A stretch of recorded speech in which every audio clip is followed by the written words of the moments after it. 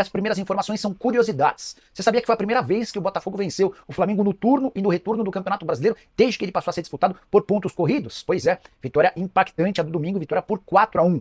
Outra coisa legal para contar para vocês, desde 1972, o Botafogo não conseguia uma goleada expressiva contra o Flamengo. Na oportunidade, 6-0.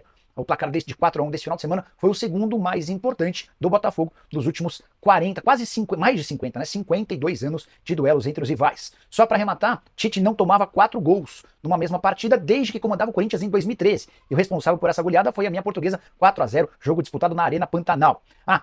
Só antes de mudar de assunto, ainda no giro de notícias, preciso contar sobre o Al Nassr, que segue discutindo a demissão de Luiz Castro, técnico português que perdeu mais uma decisão para o Al Hilal no último sábado. Ele foi goleado por 4-1. Tô para dizer para vocês que o Luiz Castro só não foi demitido ainda porque o Cristiano Ronaldo faz enorme pressão para a permanência do técnico português. E a última, no giro de notícias, Fluminense e Grêmio já tem mais de 40 mil ingressos vendidos, partida marcada pro Maracanã, restam entradas apenas para os setores norte e oeste inferior. Falar sobre o Vasco da Gama com atualizações sobre o mercado. Maurício Lemos não será jogador cruzmaltino. Na manhã dessa segunda-feira conversei com uma pessoa do Atlético Mineiro, alguém próximo ao Lemos, para saber em que pé andavam as tratativas entre o Vasco e o Lemos. Vale a lembrança de que o Atlético havia saído do circuito, deixando o Lemos bem à vontade para fechar ou não com o Vasco. E entre os clubes já estava tudo certo, o Atlético topava emprestar até o fim da temporada ou rescindir o contrato para que o Lemos pudesse virar jogador do Vasco. Mas a informação que veio dessa fonte é de que o Lemos não tem interesse em jogar no cruzmaltino. A primeira proposta feita pelo Vasco não agradou, distância muito grande entre aquilo que o Lemos pede e aquilo que o Vasco oferece, e dá para dizer que, como aconteceu nas tratativas com o São Paulo, não haverá acordo.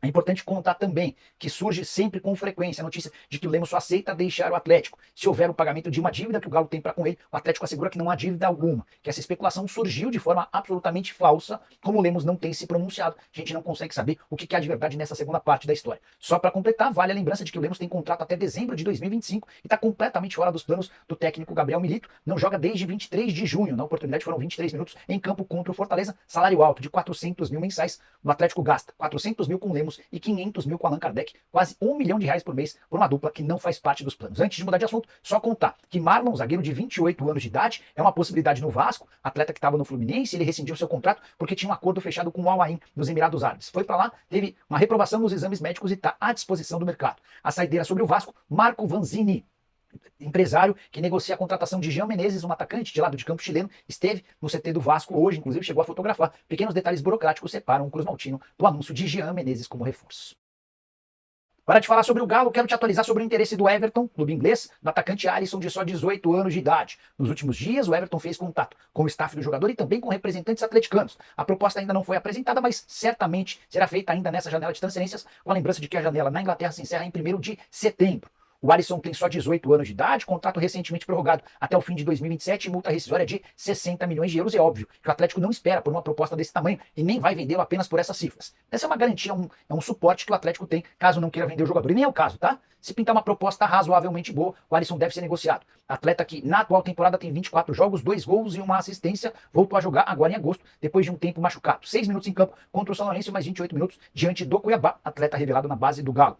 Antes de tentar a contratação do Alisson, o Everton já havia feito contato com o Barcelona por Vitor Roque, mas cifras não casaram e hoje o atleta do Atlético é o novo alvo do clube inglês.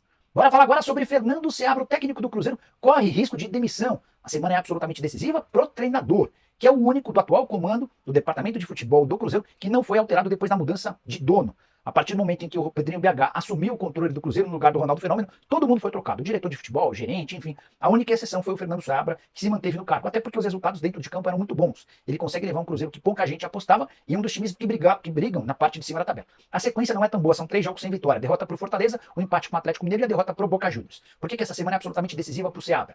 Em caso de tropeço contra o Vitória na noite dessa segunda-feira, e especialmente na quinta, no jogo da volta, das oitavas de final da Sul-Americana contra o Boca Juniors, o Seabra vai passar por uma enorme turbulência, uma pressão gigante. E a gente pode resgatar aquele áudio em que o dono do Cruzeiro, o Pedrinho BH, fala que precisou intervir em relação à escalação, que se o Seabra não aceitasse as recomendações dele, seria demitido. Enfim, o Pedrinho BH é um cara que investe demais no Cruzeiro, extremamente apaixonado pelo clube, mas às vezes bem pouco racional, especialmente nas decisões ligadas a treinadores. Então, o Seabra precisa ficar com as barbas de molho e conseguir bons resultados nessa semana. O Cruzeiro não vem jogando bem. E a curiosidade é que essa sequência ruim se dá depois de uma grande atuação e vitória importante contra o Botafogo no Rio de Janeiro. Jogo especial na quinta-feira contra o Boca. O Cruzeiro passa com uma vitória por 2 ou mais gols de diferença. Se vencer por um gol, a decisão vai para pênaltis. E a gente teria um duelo espetacular de Cássio e Sérgio Romero, 2 grandes defensores de pênaltis.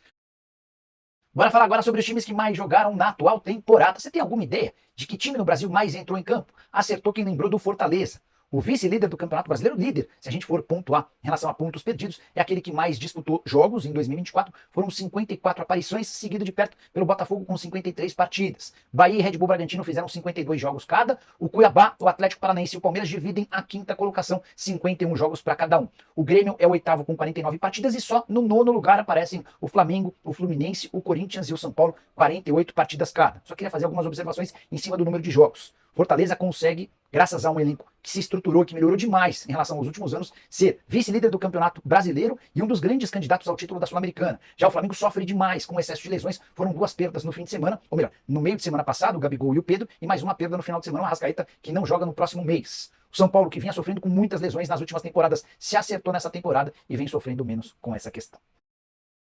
Quero falar agora sobre Vitinho, lateral direito do Burnley, jogador de 25 anos de idade, que virou alvo de uma disputa importante entre clubes brasileiros. Flamengo, Botafogo e Internacional já fizeram contato com o time inglês, dispostos a contratá-lo. E posso contar que o Botafogo está otimista, já há um acerto entre o Botafogo e representantes do atleta. Falta agora o sim do Burnley, a proposta do Botafogo é de empréstimo com opção de compra. Só para lembrar, o Vitinho foi formado na base do Cruzeiro, nem teve tantas oportunidades, acabou se mudando para o futebol belga, foi bem, chamou atenção e tem sido destaque também no Burnley. O Botafogo busca um lateral, especialmente depois da questão envolvendo o Damian Soares, ele pediu para ser negociado e está afastado. O Flamengo quer um lateral direito por conta da venda do Wesley para a Atalanta, operação de 16 milhões de euros fixos, mais 4 milhões de euros em bônus. O Internacional busca um lateral direito por conta da saída iminente de Fabrício Bustos. Só para completar, o Botafogo ainda tem um outro alvo, Kelvin, ex-lateral do Atlético Paranaense, outra negociação tão ou mais complicada, jogador do CSKA Moscou, titular absoluto por lá. O CSKA já demonstrou nenhuma intenção de negociá-lo, contrato até 2028.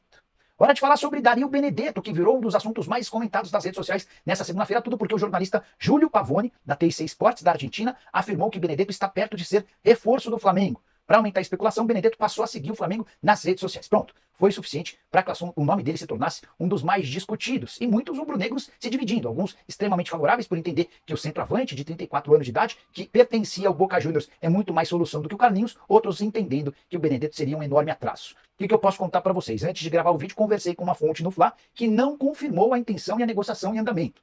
O Júlio Pavone chegou a afirmar que o Tite telefonou para o Benedetto dois dias atrás e perguntou sobre as condições dele, sobre a intenção dele de jogar no Brasil, e o Benedetto teria visto com bons olhos. Não descarto, até acredito que o Benedetto adoraria jogar no Flamengo. Ele recebeu consultas de outros clubes menores do Brasil e chegou a indicar a possibilidade de acerto. Com o Flamengo, certamente, seria um grande trunfo, um enorme presente para ele. O problema é a atual fase dele, jogador que convive com várias lesões. Na temporada antes de ser dispensado pelo Boca, a rescisão do contrato aconteceu na metade do ano, eram só 13 partidas disputadas com um mísero gol. E eu não sei se investiria no Benedetto, acho que o Flamengo tem dinheiro para trazer um centroavante maior. E você, o que pensa sobre o tema? Antes de mudar de assunto, só contar que Michael será mesmo o reforço do Flamengo, como eu venho contando para vocês, contrato até dezembro de 2028, ele chega para ganhar no patamar de Bruno Henrique, algo na casa de 1,5 milhão de reais por mês, menos do que os 2 milhões e 300 mil que ele pedia para virar reforço do Grêmio, do Cruzeiro e também do Corinthians. A saideira sobre o Fla, a Arrascaeta vai precisar de um mês para se recuperar de uma contusão, mais um desfalque super importante para a partida da próxima quinta-feira. O Flamengo enfrenta o Bolívar na altitude, sem Pedro, Gabigol e agora também sem Arrasca. E essa história de que Mário Rui, lateral esquerdo, português de 33 anos de idade, é novo reforço do São Paulo. O site O Jogo de Portugal, além de outros setoristas que cobrem o futebol italiano, já estão cravando que é um acerto do São Paulo com o Mário Rui e também com o Napoli. Antes de gravar o vídeo, consultei uma pessoa importante do departamento de futebol que afirmou o seguinte, abre aspas, não é verdade, não há nenhuma situação definida ainda sobre o tema, fecha aspas. O São Paulo entende a contratação como difícil por causa das cifras envolvidas. O Mário Rui tem mais 2 anos de contrato com o Napoli e ganha lá 2 milhões de reais por mês. Se você multiplicar pelo número de meses que falta, a gente está falando de 48 milhões de reais. O Napoli quer a rescisão de contrato, mas não pensa em pagar nada ao atleta. Já o São Paulo precisa que exista um acordo entre o jogador e o Napoli e depois que o Mário Rui aceite uma enorme redução salarial. Nem se cogita a possibilidade de o tricolor pagar cifras tão altas para um lateral esquerdo de 33 anos de idade. São Paulo não descarta o Alexandro, mas trabalha nessas duas frentes em busca de um jogador para a posição. Prometo ficar de olho. Qualquer novidade eu conto para vocês, beleza? Bora com atualizações a respeito de Ivan Cavaleiro, ponta português de 30 anos de idade, sugerido nos últimos dias para Corinthians e Flamengo. Cheguei a contar para vocês que ele vê com bons olhos a ideia de atuar no Brasil. Costuma passar férias por aqui e sabe do tamanho dos 2 clubes mais populares do país. Antes de gravar o vídeo, consultei uma pessoa próxima ao atleta. Cavaleiro, que está livre no mercado desde que deixou o Lille no dia 30 de junho, ele tem mantido a forma física lá em Portugal. O Flamengo já descartou a contratação do Cavaleiro depois de se acertar com o Michael. As conversas com o Corinthians prosseguem. Ainda não há uma proposta do Corinthians para esse jogador e a ideia do Cavaleiro é deixar para decidir seu futuro na próxima semana, a última semana, antes do fechamento das ligas lá no futebol europeu. A prioridade segue sendo aguardar por um grande clube da Europa. Se essa proposta não vier, aí ele pode facilitar a vida para fechar com o Corinthians. Passagem dele pelo Lille, na França, de 23 partidas, 1 gol e 2 assistências, atleta revelado na base do Benfica, com passagens por Mônaco, Wolverhampton, Fulham e Alanyaspor. Jogador de muita velocidade e drible e que tem no Brasil um dos países que ele mais gosta. Costuma passar férias, tem amigos por aqui e já disse para essas pessoas próximas que atuar no Brasil seria algo interessante. Antes de mudar de assunto, só contar também que o Corinthians fechou o primeiro semestre de 2024 com um prejuízo de 30 milhões e 300 mil reais. Ou seja, os gastos superaram as receitas em 30 milhões. Com detalhe, a previsão era de superávit. Para esse período, superávit de 15 milhões e 300 mil. A dívida bruta do Timão saltou de 1,9 bilhão de reais para 2 bilhões 150 milhões de reais. E a saideira do giro, a respeito do Corinthians, o principal responsável por esse saldo negativo nos 6 primeiros meses do ano foi o aumento das despesas financeiras alvinegras. Curtiu o vídeo? Deixa o like, se inscreve no canal e reapareça aqui no canal às 7 da noite. Tem live do Nicola, você manda pergunta, eu respondo o que eu não souber. Fico com o WhatsApp aberto para te manter informado. Abraço, tchau!